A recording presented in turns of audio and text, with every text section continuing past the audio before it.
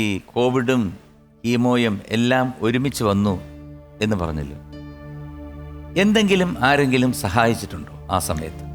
അമ്മ സംഘടന ഒരുപാട് ഹെൽപ്പ് ഉണ്ടായിരുന്നു. കാരണം ഇൻഷുറൻസ് ഉണ്ടായിരുന്നു, അതിന് ഹെൽപ്പ് ഉണ്ടായിരുന്നു.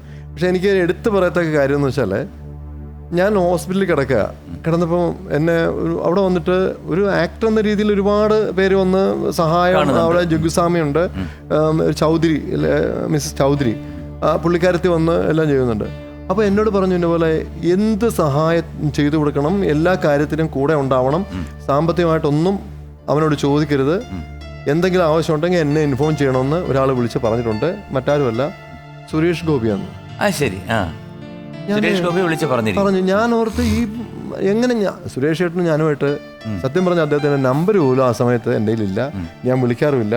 3 സിനിമ ചെയ്തിട്ടുണ്ട്. അതൊന്ന് മുമ്പ് സിനിമയിൽ വരുന്നതിന് മഹാത്മയാണ്, രജപത്തിലുണ്ട്, പിന്നെ എന്താ പറയുക കന്യാകുമാരി എക്സ്പ്രസ് എന്നുള്ള സിനിമ. ഇതൊക്കെ അദ്ദേഹത്തിനോട് അധികം പടവും ചെയ്തിട്ടില്ല.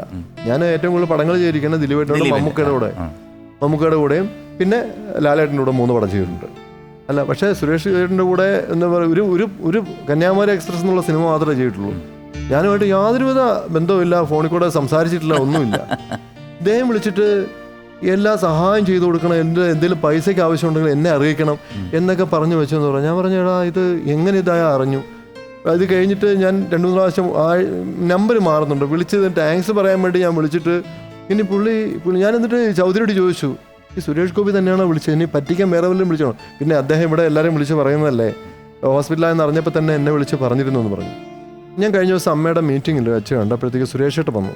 ഞാൻ സുരേഷ് ചേട്ടന് എന്നെ പറയാൻ വേണ്ടി അങ്ങോട്ട് പോയപ്പോൾ പുള്ളി എന്നെ മൈൻഡ് ചെയ്യാതെ അങ്ങോട്ട് വിട്ടുപോയി കഴിഞ്ഞു. അപ്പോൾ സ്പടിയൻ ജോർജ് ചേട്ടൻ, പുള്ളിക്ക് കിഡ്നിയൊക്കെ കംപ്ലൈൻ്റ് ആയിട്ട് സുരേഷ് ചേട്ടനെ ഹെൽപ്പ് ചെയ്തത്, ആ മനുഷ്യൻ്റെ ഗുണങ്ങളൊക്കെ പറഞ്ഞപ്പോൾ എനിക്കും പിന്നെ സ്റ്റേജിൽ കയറിയിട്ട് ഇതിനെപ്പറ്റി പറയണമെന്ന് ആഗ്രഹമുണ്ടായിരുന്നു. പക്ഷേ ഞാനിത് പറയാനായിട്ട് പിന്നെ ആലോചിച്ചു, ഇനി ജോർജ് ചേട്ടൻ പറഞ്ഞുകൊണ്ട് അതിൻ്റെ പുറകെ ഞാനും പറഞ്ഞാന്ന് വിചാരിക്കും.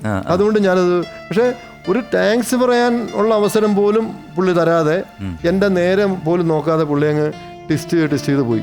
എന്ത് മനുഷ്യന്ന് എനിക്കൊരു പിടിയും കിട്ടുന്നില്ല. അല്ല, ഒരുപാട് ദാനശീലമുള്ള ഒരു വ്യക്തിയാണ് സുരേഷ് ഗോപി. പൊളിറ്റിക്സ് മാറ്റി നിർത്തും, അത് മാറ്റി സത്യം, അത് മാറ്റി നിർത്തും. കാരണം അതിനകത്തൊന്നും ഞാനൊരു പൊളിറ്റിക്സിലും ഇല്ല. പക്ഷെ എങ്കിലും ഇത്രയും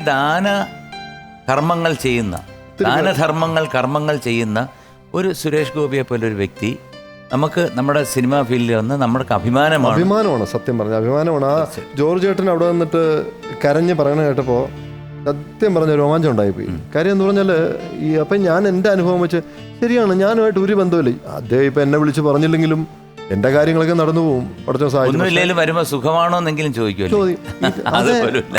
അതുപോലും ചോദിച്ചില്ല, നിന്റെ അസുഖം മാറിയോന്നോ, അത് പുള്ളിയെല്ലാം അറിയുന്നുണ്ട്. അതാണ്. എത്ര കുട്ടികളാണ്? 2 പേര്. 2 ആൺകുട്ടികളാ. മൂത്തവളിപ്പോൾ കാനഡയിലാ. അവനിപ്പം ഹോസ്പിറ്റാലിറ്റി കഴിഞ്ഞിട്ട് ഗ്രാജുവേഷൻ കഴിഞ്ഞു, ഇനി PG ചെയ്യണം, പിന്നെ വർക്ക് ചെയ്യണുണ്ട്. ഇളയാള് കാനഡയ്ക്ക് പോകാൻ നിൽക്കുക. അങ്ങനെ 2 പേര്. 2 മക്കളെ കൂടാതെ ഒരു പെൺകുട്ടിയോടെ ഉണ്ട്. ശരി.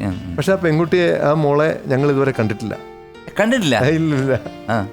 അത് എങ്ങനെയാണെന്ന് വെച്ചാൽ, ഒരു കുട്ടികളില്ലാത്ത ഒരു ഫാമിലിക്ക് പ്രിയ എഗ്ഗ് ഡൊണേറ്റ് ചെയ്തതാണ്. അത് ഞങ്ങൾ 2 പേരും കൂടെ കൊടുക്കാന്നുള്ള പ്ലാനിലായിരുന്നു.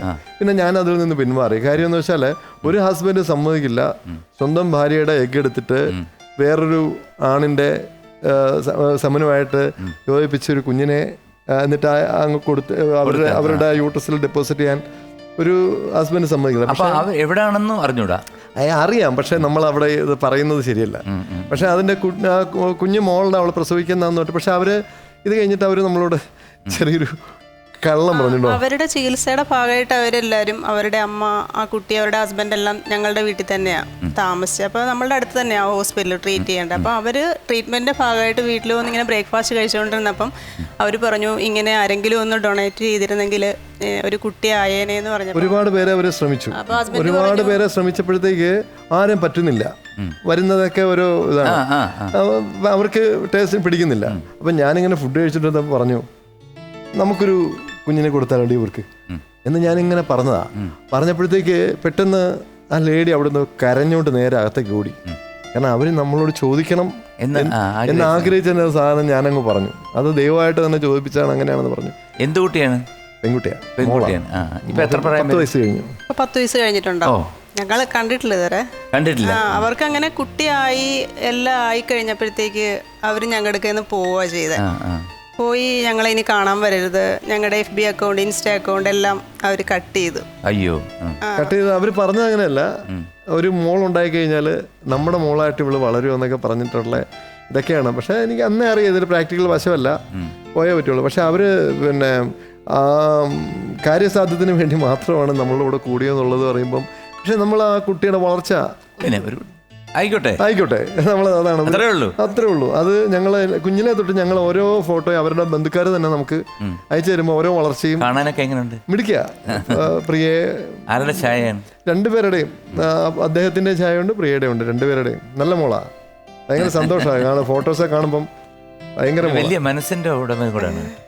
അതെ തീർച്ചയായിട്ടും. പക്ഷെ എൻ്റെ അച്ഛനും അമ്മയ്ക്കും ഒക്കെ എല്ലാവർക്കും ഭയങ്കര ആഗ്രഹമായിരുന്നു ഈ കുഞ്ഞിനെ ഒന്ന് കാണണമെന്ന്. കാരണം ഇങ്ങനെ ഒരു നമുക്കൊരു ക്യൂരിയോസിറ്റി, കാരണം ഇതെങ്ങനെ ഇങ്ങനെ വേറൊരാളുടെ യൂട്രസിൽ മുഖേന ഒരാൾക്കൊരു കുട്ടി ആവുന്നെങ്കിൽ ആയിക്കോട്ടെ എന്ന് ഓർത്താ നമ്മൾ അതിന്റെ ആ പ്രാർത്ഥനയും അത് ഇതെല്ലാം മേളിലിരിക്കുന്ന ഒരാൾ കാണുന്നുണ്ട്. അതുകൊണ്ടായിരിക്കണം ഇന്ന് വലിയ അസുഖം വന്നിട്ട് ഞാനിത് അത് എൻ്റെ മനസ്സാണത്, ഒരാളും നിൽക്കില്ല അതിന്.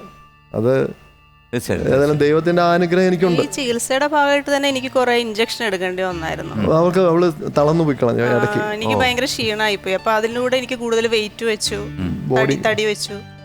ഹോർമോൺസ് കുത്തിവെക്കണമായിരുന്നു. അപ്പൊ ഒരു 15ഓളം ഇഞ്ചക്ഷൻ എനിക്ക് ചെയ്തായിരുന്നു.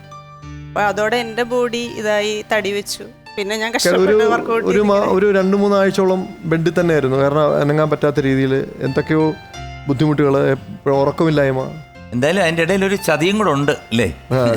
അത് മനുഷ്യ സഹജമാണല്ലോ. അത് സാരമില്ല, അതിന് ദൈവം നിങ്ങൾക്ക് തന്നല്ലോ, നിറയെ തന്നില്ലേ, ഐശ്വര്യങ്ങളില്ലേ. അതെ.